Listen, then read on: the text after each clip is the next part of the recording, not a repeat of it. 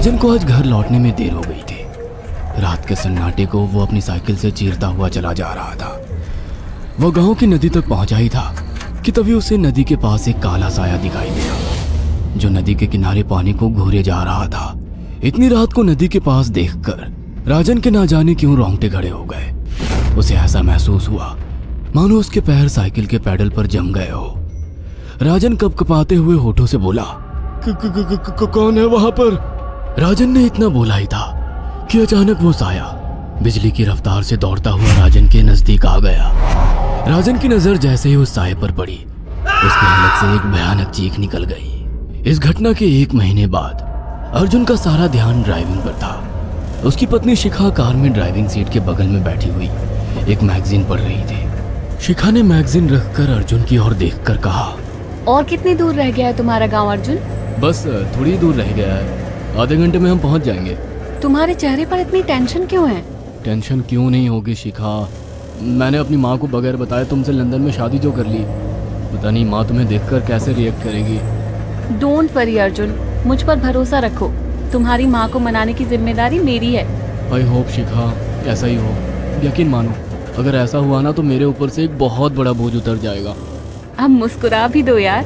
अच्छा, तुम बता रहे थे कि गांव में तुम्हारी बहुत बड़ी हवेली बनी हुई है, कुछ बताओ ना अपनी हवेली के बारे में। अरे 15 मिनट में हम वैसे भी पहुंचने वाले हैं, तुम खुद देख लेना। कुछ ही देर में अर्जुन अपने गांव वीरपुर अपनी हवेली में खड़ा हुआ था। अर्जुन की मां अर्चना देवी अर्जुन के स्वागत के लिए हवेली के बाहर खड़ी हुई थी। अर्जुन ने दौड़कर अपनी मां के पैर छुए और डरते हुए बोला, ये शिखा है मां, मेरी पत्नी। हम दोनों ने लंदन में शादी कर ली। अर्जुन की बात सुनकर अर्चना देवी मुस्कुराकर बोली, कोई बात नहीं बेटा, एक ना एक दिन तो तुझे शादी करनी ही थी। इतना बोलकर अर्चना ने अपनी बहू को गले लगा लिया और वो अंदर आने का इशारा करती हुई वहां से चली गई। अर्जुन को अपनी माँ का ये बिहेवियर देखकर बहुत ज्यादा हैरत हुई। उसे उसकी माँ इस बार बहुत बदली हुई सी लगी। अर्जुन पूरे 10 साल बाद लंदन से आया था। अर्जुन उन्हीं ख्यालों में खोया हुआ था कि उसके कानों में उसकी पत्नी शिखा की आवाज टकराई। अब क्या बाहर ही खड़े रहने का इरादा है क्या? अंदर नहीं चलोगे? कौन से ख्यालों में गुम हो गए? मुझे लगा था माँ को मेरी शादी के बारे में जानकर बुरा लगेगा, मगर माँ को तो जैसे कोई फर्क ही नहीं पड़ा। अजीब आदमी हो, ये तो अच्छी बात है। मुझे मेहनत करने की जरूरत ही नहीं पड़ी। चलो अब अंदर भी चलो। अर्जुन और शिखा अंदर की ओर चले गए। अर्जुन ने देखा कि उसकी हवेली में सन्नाटा पसरा हुआ था। उसे याद था कि उसकी हवेली में बहुत सारे नौकर चाकर हुआ करते थे। डाइनिंग टेबल पर डिनर के दौरान अर्जुन अपनी माँ से जो बोला वो सुन उसकी पत्नी शिखा और रहस्यमय अंदाज में मुस्कुराकर लगातार देखे जा रही थी। माँ, हवेली के सारे नौकर कहाँ गए? मैंने सबको छुट्टी दे दी बेटा। लेकिन क्यों माँ, तुम्हें तो काम करने में बहुत ज्यादा तकलीफ होती होगी। नहीं बेटा, मुझे कोई तकलीफ नहीं होती। कुछ वक्त से मुझे सुकून और सन्नाटा अच्छा लगता है। अर्जुन इससे पहले अपनी माँ से कुछ कहता कि उसकी माँ ने उसे बोलने से रोक दिया। अर्जुन चुपचाप खाना खाने लगा। खाने के बाद अर्जुन और शिखा बेडरूम में चले गए। अर्जुन बेड पर सोच में लेटा हुआ था कि अचानक शिखा अर्जुन से लिपट गई और वासना का तूफान अपने चरम पर पहुंच गया था। अचानक शिखा को दरवाजे पर 2 लाल लाल आंखें दिखाई दिए। उसे ऐसा लगा जैसे कि कोई उसे देख रहा हो। शिखा ने तुरंत बेड से उठकर अपने कपड़े पहन लिए। क्या हुआ शिखा? अर्जुन, मुझे ऐसा लगा जैसे कोई हम दोनों को देख रहा हो। पागल हो गई हो क्या? हवेली में सन्नाटा पसरा हुआ है, एक भी नौकर चाकर नहीं है। तुम्हें वहम हुआ होगा। तुमने तो सारा मूड खराब कर दिया शिखा, अब सो जाओ। उस रात अर्जुन तो गहरी नींद में सो गया, मगर शिखा की आंखों से नींद कोसों दूर थी। अगली सुबह शिखा जल्दी उठकर किचन की ओर चली गई, मगर उसने देखा कि उसकी सास अर्चना नाश्ता तैयार कर चुकी थी। माँ, आपने तकलीफ क्यों की? मुझे बुला लेती आप। शिखा की बात सुनकर उसकी सास अजीब से अंदाज में शिखा की ओर देखने लगी। उनके देखने के अंदाज में पता नहीं ऐसा क्या था कि शिखा को अपने रोंगटे खड़े होते हुए महसूस हुए। अर्चना धीरे धीरे करीब कदमों से शिखा के करीब आकर बोली, कोई बात नहीं बेटी, तुम्हें अब यहीं रहना है। तुम सिर्फ मेरे बेटे के साथ प्यार से रहो और जल्दी से मुझे एक पोता दे दो। काम की चिंता मत करो, वो सब मैं कर लूंगी। कुछ ही दिनों के बाद अर्चना गर्भवती हो गई।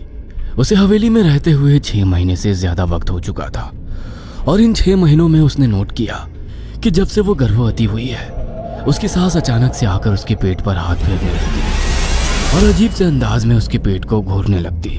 शिखा ने तंग आकर अर्जुन से कहा, अर्जुन, मुझे तुम्हारी माँ का बिहेवियर बड़ा अजीब लगता है। तुम्हारी माँ जब देखो मेरे पेट पर आकर हाथ फेरती रहती है। अरे माँ को अपने पोते के आने का बेसब्री से इंतजार है शिखा, इसमें अजीब लगने वाली क्या बात है? मैं तुम्हें कैसे समझाऊं? मैंने माँ की आंखों में एक अजीब सी चमक देखी है। कैसी चमक?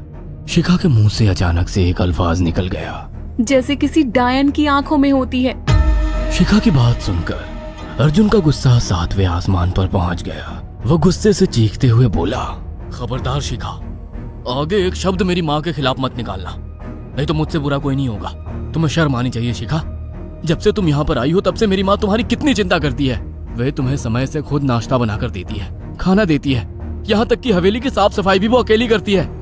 क्या बोलूं अब तुमसे, शर्म आती है मुझे तुम्हें अपनी पत्नी कहते हुए। इतना कहकर अर्जुन गुस्से से कमरे से निकल गया। शिखा अर्जुन से बहुत कुछ कहना चाहती थी मगर कह नहीं पाई। उसने महसूस किया था कि चाहे कितनी भी तेज आंधी और तूफान आए मगर हवेली के अंदर धूल की एक परत तक नहीं जमती थी और दिन ब दिन अर्चना के चेहरे की झुर्रियां कम होती जा रही थी। ऐसा लगता था मानो वो जवान हो रही हो। शिखा के अब 9 महीने कंप्लीट हो चुके थे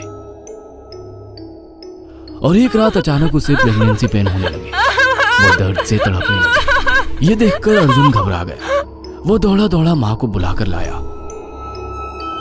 और बोला, माँ, हमें तुरंत शिखा को किसी अच्छे हॉस्पिटल में एडमिट कराना होगा। अर्जुन ने देखा कि उसकी माँ ने उसकी बात को सुना ही नहीं। वो तो बस शिखा के गर्भ की ओर आंखें फाड़ फाड़ कर देखी जा रही थी। अर्जुन एक बार चिल्लाकर कहा, माँ, हमें शिखा को इसी वक्त हॉस्पिटल में एडमिट कराना होगा। नहीं, शिखा की डिलीवरी हॉस्पिटल में नहीं, इसी हवेली में होगी। लेकिन इस हवेली में आपके और मेरे अलावा कोई नहीं है। तभी शिखा दर्द से तड़पने लगी। अर्चना ने अपने बेटे को धक्के देकर कमरे से बाहर निकाल दिया और दरवाजा बंद कर लिया। अर्जुन हक्का बक्का रह गया। अर्जुन दौड़ता हुआ गांव की ओर गया। उसने देखा कि गांव में एक पेड़ के नीचे गांव के सभी बुजुर्ग इकट्ठे थे। उनके हाथों में जलती हुई मशालें थीं। अर्जुन उनके पास पहुंच गया और बोला, मेरी मदद कीजिए, मेरी बीवी को प्रेगनेंसी दर्द हो रहे हैं। आप प्लीज किसी दाई को बुला लीजिए, जितना पैसा चाहिए देने को मैं तैयार हूँ। तभी उसके कानों में गांव के सरपंच की आवाज टकराई, बेवकूफ लड़के, तू अपनी बीवी को एक डायन के यहाँ पर मरने के लिए छोड़ आया। क्या कहना चाहते हैं आप? आप जानते हैं आप क्या कह रहे हैं? वही जो तू सुन रहा है। तेरी माँ एक डायन है। इन गांव वालों के हाथों में जो मशाले देख रहा है ना, हम तेरी ही हवेली में आग लगाने जा रहे थे।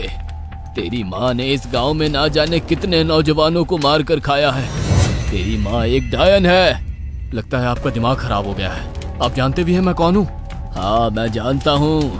तू ठाकुर धीरेन्द्र प्रताप का बेटा है। तेरे पिता को शक हो गया था कि तेरी माँ एक डायन है, इसीलिए उन्होंने तुझे हमेशा उससे दूर रखा।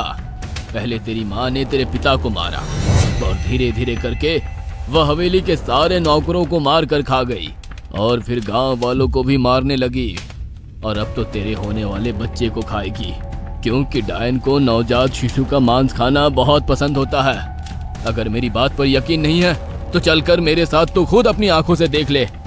इतना कहकर सरपंच अर्जुन को लेकर हवेली की ओर चल पड़ा। उसके पीछे कई लोग थे जो जलती मशाले पकड़े हुए थे। हवेली के अंदर घुसकर उन्होंने उस कमरे के दरवाजे को तोड़ दिया जहाँ पर शिखा थी।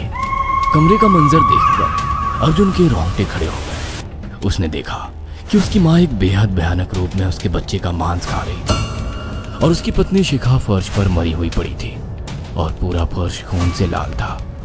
अर्जुन को अपनी आंखों पर यकीन नहीं आ रहा था कि तभी उसकी माँ उसके ऊपर झपटी।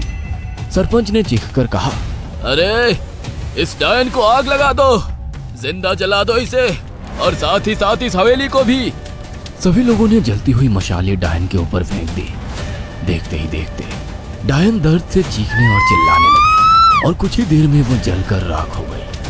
हवेली में आग लगते ही सभी लोग अर्जुन को खींचकर बाहर ले आए। अगले दिन अर्जुन अपनी पत्नी की यादें साथ लेकर आंखों में आंसू लिए दोबारा लंदन वापस चला गया। अगर आपको हमारी ये कहानी पसंद आई हो तो इसे लाइक और शेयर करना ना भूलें। साथ ही ऐसी और नई कहानियों के अपडेट्स पाने के लिए हमारे चैनल अक्षु टीवी को जरूर सब्सक्राइब करें।